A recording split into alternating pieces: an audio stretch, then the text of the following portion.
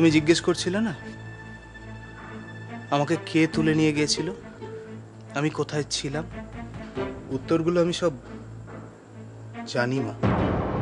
সাগরকে কে নিয়ে গেছিল, কোথায় ছিল, সব জানতে পারলে তো চন্দন মামা ধরা পড়ে যাবে। আর আর চন্দন মামা ধরা পড়লে তো আমিও ধরা পড়ে যাব। তাহলে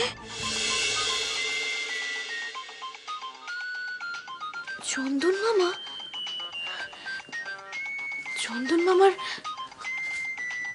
কোনো কোনো বিপদ হলো না তো? হ্যালো, আজ তুই নিজে হাতে সব খেলি ছোট্টা ভাই।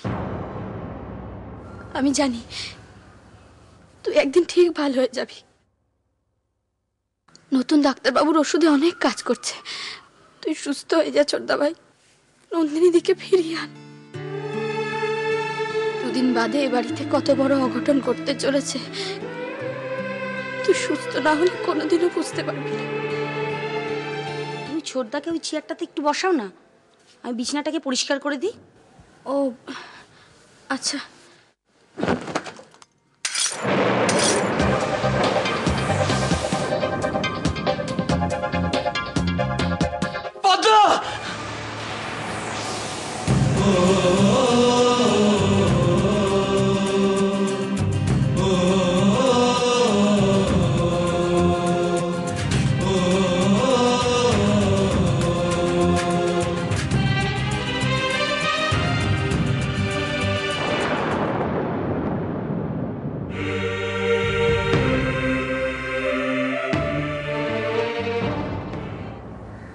ঘরে যাবে না?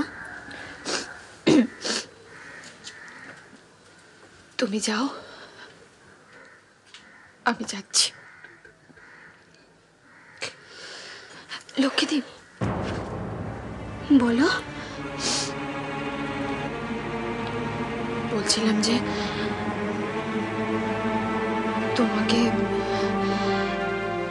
তোমাকে একটা জায়গায় যেতে হবে আমার সাথে। কোথায়?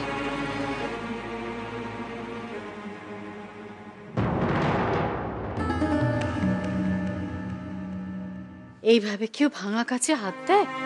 হ্যাঁ, জানো, ছবিটা যখন ভেঙে গেল তখন ওর চোখের কোণে আমি জল দেখেছি, চিৎকার করে উঠেছে। আমার বিশ্বাস ওর অনুভূতিগুলো আবার ফিরে আসছে। আমি তো সেটাই চেয়েছিলাম রে রুমন, ছেলেটা আবার সুস্থ হয়ে উঠুক, আবার স্বাভাবিক জীবনে ফিরে যাক। মা, ডাক্তার রায়চৌধুরীকে তুমি আর একবারে বাড়িতে আসতে বলো না। সে তো বলতেই হবে। শানু, সুস্থ হয়ে উঠতে হবে না তোকে? সামনে তো তোর বিয়ে, তাই না? আমি বিয়ে করব না। বাবা, বাড়িতে একটার পর একটার যা ঘটনা ঘটে চলেছে, আমার আর কিচ্ছু ভালো লাগে না। বিশ্বাস করো বাবা, এই সংসার থেকে আমার মনটা কেমন উঠে গেছে। বলে তো চলবে না মাধু। চ্যাটার্জি বাড়ির আছে এই টাল বাটাল অবস্থা, তোদের প্রত্যেককেই একটু বাড়তি দায়িত্ব নিতে হবে। শানু,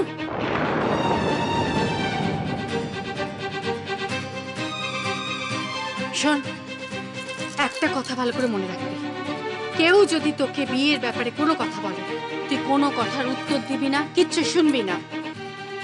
কারোর কথা তোকে বিশ্বাস করতে হবে না। তুই একটা জিনিস মাথায় রাখবি, যে তোর মা তোর ভালোর জন্যই সবকিছু করছে, ঠিক আছে? নে, শুয়ে পড়।